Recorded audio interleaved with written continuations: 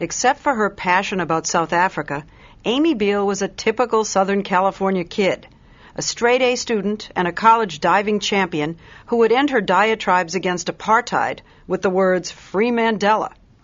So it was not surprising that when she won a Fulbright scholarship, she opted to go to South Africa and immerse herself in the country's culture and politics. But 5 years ago, Amy Beale was murdered. She was stoned and stabbed to death by a mob of angry young black militants. She was killed by the very people whose cause she was fighting for. I think that's exactly right. And so I think sort of rushing through her pain, there must have been this element of disbelief. Her parents, Linda and Peter Beale, decided they had to try and understand their daughter's commitment to the people she had given her life for. They read her diaries, in which she wrote about her admiration for those who were suffering under apartheid.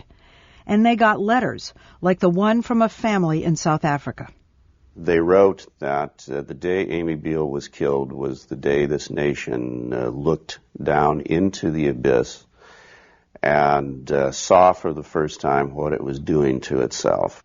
With South Africa on the brink of a race war, Amy's death was a turning point.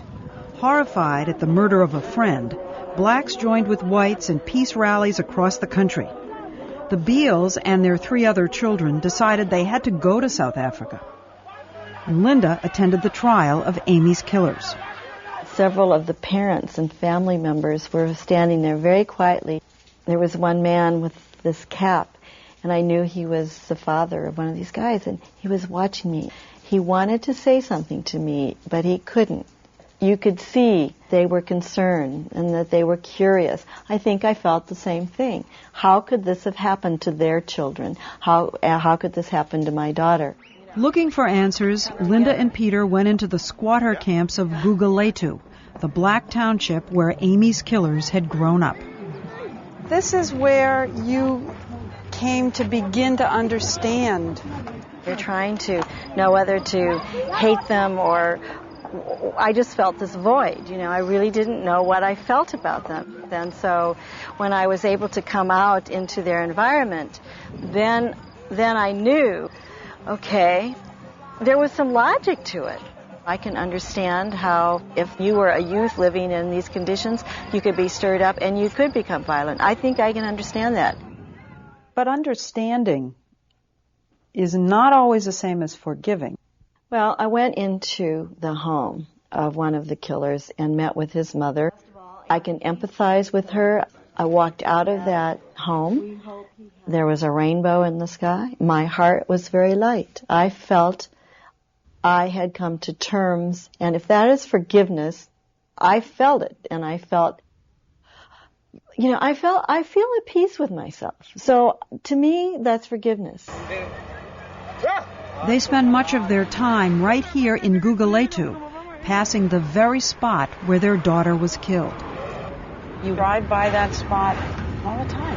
Yeah, all the time. I think she'd like it. I think she'd be glad to know that we have the inner capacity to do that, the inner strength to do that. If we had never come back here, if we hadn't done something to carry on for her, I think she would be very, very disappointed in us. What they've done to carry on for her is establish the nonprofit Amy Beale Foundation. With $500,000 in grants, donations, and their own money, they sponsor welding classes, after-school programs, including music,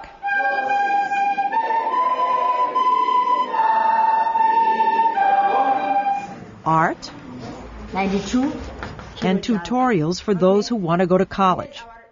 I mean, it's terrific to be able to do that. It just absolutely sets me free.